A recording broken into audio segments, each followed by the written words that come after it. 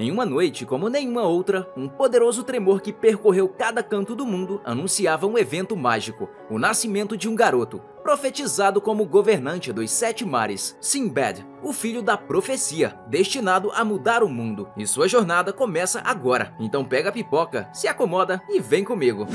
Uma criança nasceu e sozinha fez todo o poder espiritual do mundo ser abalado. Essa criança seria a predestinada a realizar milagres e seu nome seria Sinbad. Parthvia teve inúmeros heróis, dentre eles, Badr foi um dos maiores, mas por algum motivo ele nunca aceitava a fortuna que lhe era merecida pelas suas batalhas. Graças ao seu grande poder militar, Parthvia conquistou muitos países e se tornou cada vez mais rico. Por isso, declararam guerra ao grande Império Rem. Badr não aguentava mais as guerras, por isso, continuaria trabalhando com sua pescaria, mas foi surpreendido por seu filho no barco, Sinbad. Já que não tinha jeito, então ele navegou com seu filho pelos mares, mas eles acabaram sendo pegos por uma grande tempestade. Mas, enquanto Badr tentava fugir, Sinbad lhe mostrou a direção certa para fazer isso, no qual eles fugiram da tempestade. Agora, seu pai tinha certeza, Sinbad tinha um poder especial, o poder de escolher o caminho certo,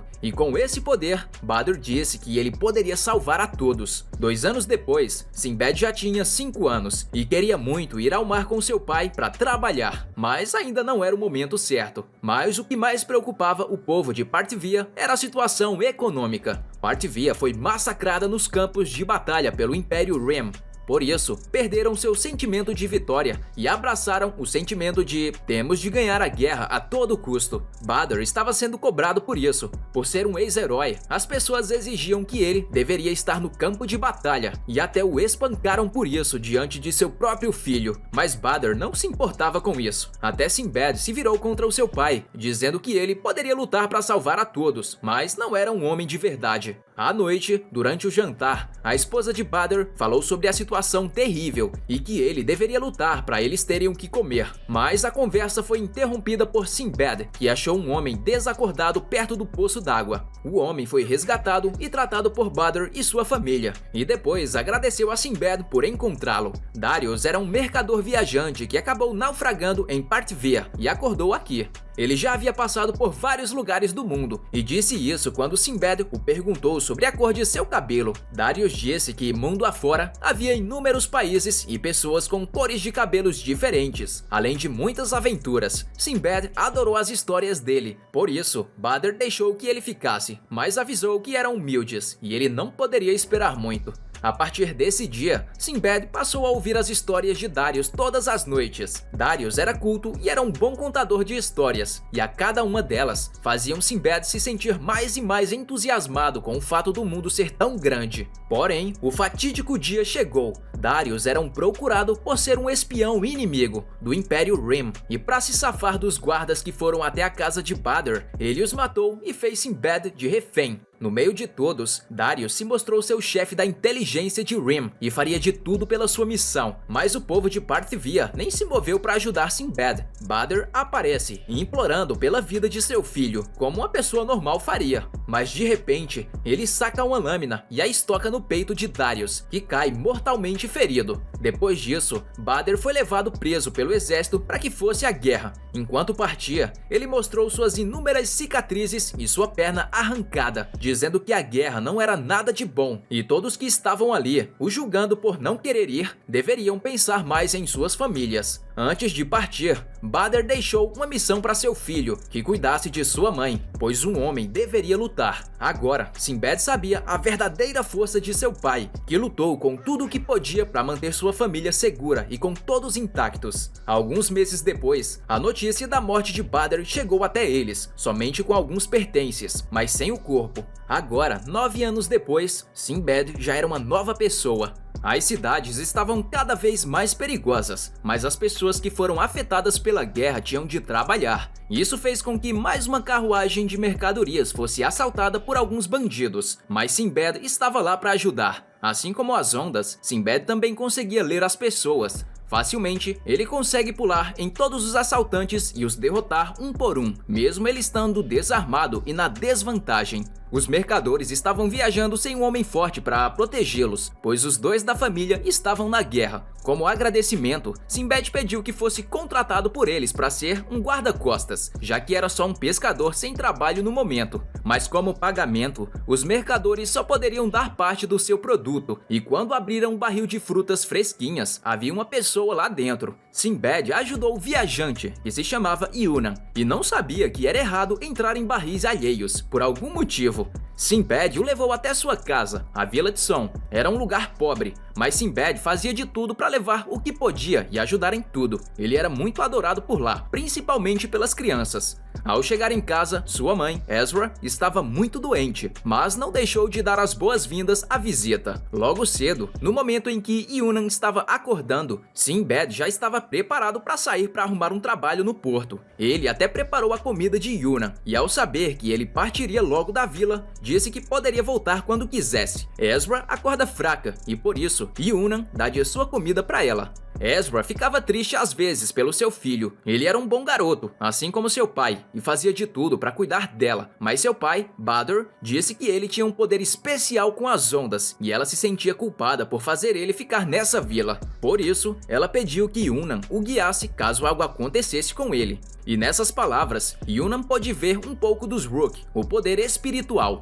Porém, algo terrível havia acontecido com Sinbad. Ele havia sido capturado pelo comandante Drago, que estava o obrigando a se alistar no exército. E ele tinha 3 dias para fazer isso, mas é claro que ele recusou e foi punido por isso. Drago sabia da história dele, filho de um herói de guerra que ficou nessa vila para cuidar da mãe. Drago então falou sobre uma tal Dungeon, um lugar onde todas as lendas diziam que guardava um poder além do humano, e assim como seu pai, ele seria obrigado a ir lutar. Sinbad disse para Yunan que mais de 10.000 pessoas foram até as Dungeons, recrutadas pelo exército, mas ninguém retornou. Yunan disse que não era para ele desistir, e se esse lugar não tivesse salvação, assim como Sinbad disse, ele deveria se tornar o rei. Dentro daquela dungeon havia esse poder. Sinbad sabia que Yunan não era um simples viajante, apesar dele mesmo afirmar isso. Sinbad confiou em suas palavras, e a partir de agora faria de tudo para obter esse poder e se tornar o rei.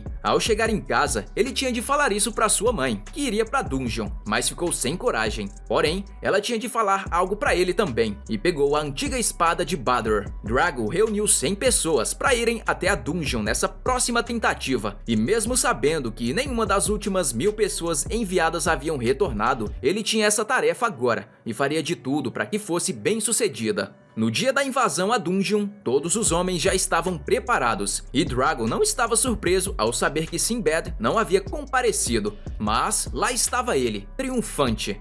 Ele e Yunan planejaram tudo, e antes de todos, Sinbad iria entrar na dungeon. Sua mãe lhe disse que ele precisava fazer o que era certo, pois só ele poderia fazer isso, e lhe deu sua herança, a espada do seu pai. Com esse dever em mãos, ele partiu para a dungeon, sem hesitação. Yunan estava esperançoso, mas ao mesmo tempo com medo, pois não sabia que tipo de pessoa ele iria virar com o poder da dungeon, mas nesse momento ele estava torcendo por Sinbad. Logo depois disso, todos os outros homens de Drago foram enviados, mas o primeiro a ver a beleza da dungeon foi Sinbad. Sinbad se depara com a linda paisagem e as criaturas estranhas, mas a paz do lugar foi interrompida pelos soldados que haviam entrado na dungeon, que estavam sendo atacados pelas criaturas de lá agora. Quase todo o exército de 100 homens foi derrotado em um piscar de olhos, e Drago ficou de pé para lutar, mas logo foi encurralado pelas criaturas no penhasco e teve de ser salvo por Sinbad, que matou a criatura. Ao salvá-lo, é claro que Drago não agradeceu, pois disse que ele era um comandante militar da família mais nobre de Parthvia e era muito soberbo. Sinbad não se importava nem um pouco com isso, e eles até brigaram,